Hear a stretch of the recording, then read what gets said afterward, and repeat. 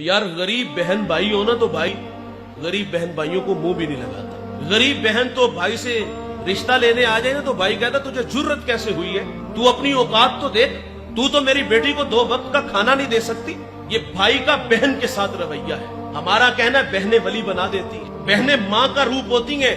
भाई बहन से ताल्लुक इसलिए नहीं रख रहा कि इसके घर में गुर्बत है। मैंने पिछले दिनों एक बहुत बड़ा मजहबी स्कॉलर है, उनका लेक्चर सुना, उसकी बात बड़ी दिल को जा लगी। वो कहते मेरे पास एक शख्स आया, उसको ब्लड कैंसर था, जिंदगी मौत से लड़ रहा था, वो रूहानी इलाज करते हैं। तो पूछा तेरा आबाई शहर कौन से, कहा फैसलाबाद। तो पूछा वहां कभी गए हो, कहा 20 साल हो गए नहीं गए। तो कहा वहां कोई तेरा अपना रिश्तेदार है, कहा वहां बहने भी हैं, चचा ताए भी हैं। पूछी माली पोजीशन कैसी, कहता वो सब गरीब लोग हैं। गरीब तो रिश्तेदार भी नहीं होता और गरीब को मुंह भी नहीं लगाते। कहा तेरा इलाज आज से शुरू होता है। कहा 20 दिन उन लोगों में गुजार के आओ, भूखों को खाना देना, ब्रहना को लिबास देना, प्यासे को पानी देना, प्यादा को सवारी देना, यानी किसी के पास ट्रैक्टर नहीं वो ले देना, हल ठीक करवा देना, ट्यूबवेल ठीक करवा देना। 20 दिन उनकी खिदमत करके आओ। 20 दिन खिदमत करके आया, कहा अब दोबारा टेस्ट करवाओ। जब दोबारा टेस्ट करवाया तो उसको ब्लड कैंसर नहीं था। भाईजान जहां दवा काम नहीं ना आती वहां दुआएं काम आती हैं, और दुआएं करवाया ना करो, दुआएं लिया करो। काम ऐसे करो कि कलेजे से आवाज निकले।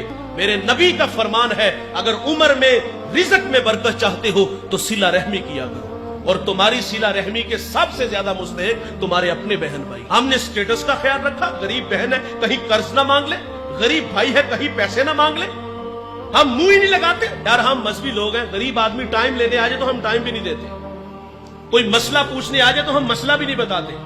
एक डिस्ट्रिक्ट मंडी भावलदीन से चला है, एक भावल नगर से चला है, एक कराची से चला है, वो 500,000 किलोमीटर का सफर हमारे पास करके आया है और उसको नजरअंदाज किया गया। क्यों? इसलिए कि उसके पास सिर्फ आने जाने का किराया, उसको तस्बीह देकर बिठा दिया कि यहां बैठ के वजीफे में मशगूल हो जाओ। वो तो बेचारा एक अकीदत में बैठ जाता है, लेकिन थोड़ी देर बाद एक कलफ लगे कपड़ों में आया, आगे पीछे खुद्दाम थे और वो सीधा हुजरे में चला गया। अंदर से आवाज आई कि आप किसी के यहां पैगाम भेज देते तो मैं खुद ही आ जाता। बताओ जो बाहर बैठा वजीफे में मशगूल था उसके दिल पे क्या गुजरी हो। और जब हमारे रवैये ऐसे होंगे तो लोगों को दीन कहां से मिलेगा।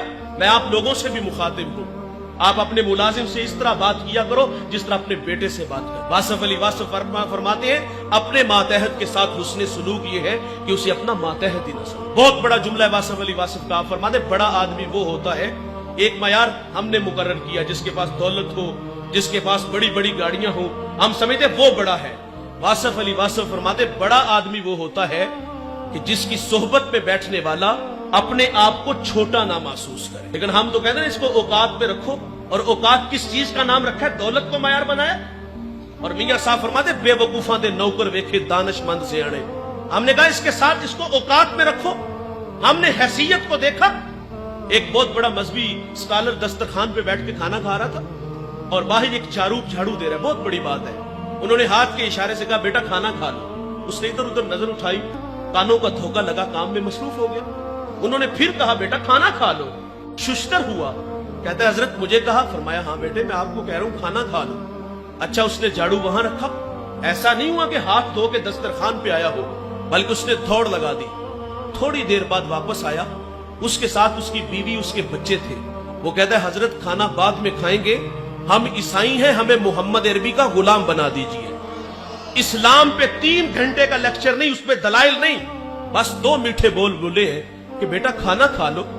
खाली दामन ईमान से भर रहा है, रवैयों से दीन मिलता है साहेब। ईद का दिन है और मेरे करीम आका सल्लल्लाहु अलैहि वसल्लम ईदगाह की तरफ तशरीफ ले जा रहे हैं। सरेरा खुला मैदान आया, बच्चे ईद की खुशियों में मसरूर थे, लेकिन एक जानिब क्या देखा गया, एक बच्चा है तन पे पैरहन फटा है, आंखें बरस रही है। हुजूर गुजरे के कदम रुक गए।